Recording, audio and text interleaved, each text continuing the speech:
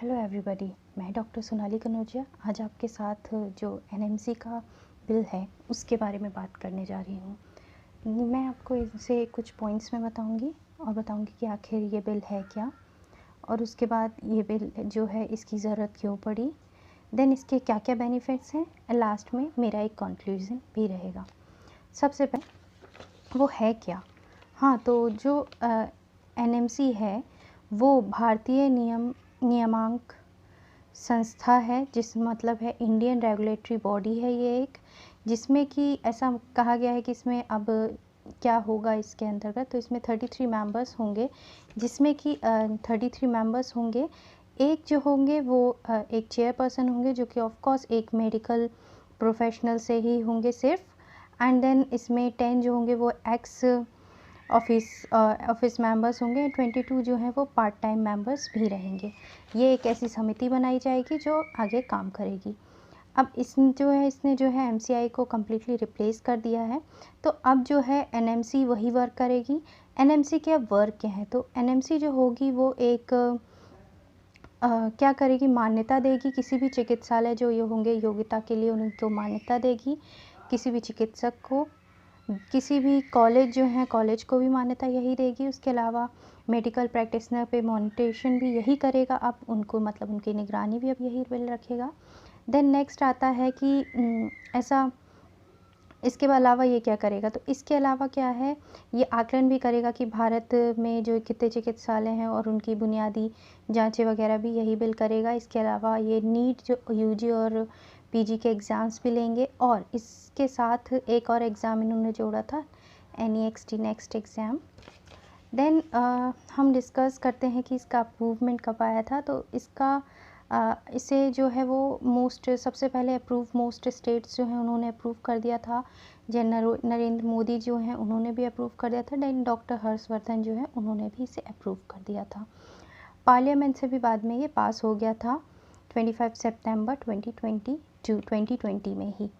Then इसमें actual में board में हो गया, तो इसमें बोर्ड में होगा क्या, तो जो राष्ट्रीय चिकित्सा आयोग का इसमें संचालन किया जाएगा। इसमें 4 ऑटोनोमस बोर्ड्स में 4 मतलब मेन चीज़ें करेगा। तो उसमें पहला UG medical education board, second PG medical educational board पे भी ये यही वर्क करेगा। देन मेडिकल असेसमेंट और जो रेटिंग है उस पर भी यही बोर्ड वर्क करेगा। एथिक्स, जो मेडिकल एथिक्स हैं, मेडिकल रजिस्ट्रेशन, उस पर भी यही बोर्ड वर्क करेगा।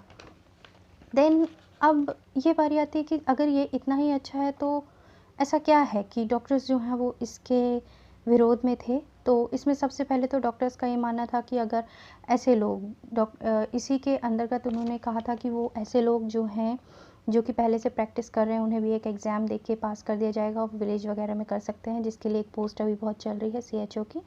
तो उस पोस्ट के लिए इन्होंने अपोज़ किया था। उनका कहना था कि इससे और ज़्यादा हालत ख़राब हो जाएंगे जो भी मेडिकल के हैं इन विलेजेस में या फिर गाँव में वहाँ पे, बट ऐसा कुछ नहीं है, क्योंकि फ़र्स्ट एड करने के लिए ऑफ कोर्स आपको MBBS करने की ज़रूरत नहीं होती है।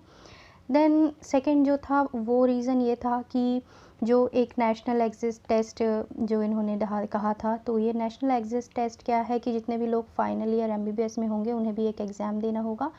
ये पहले एक ऐसा ही एग्ज़ाम होता था जो सिर्फ उनके लिए होता था जो बाहर से MBBS करके आते थे, उसे स्क्रीनिंग टेस्ट कहा जाता था, जो कि MCI लेता था।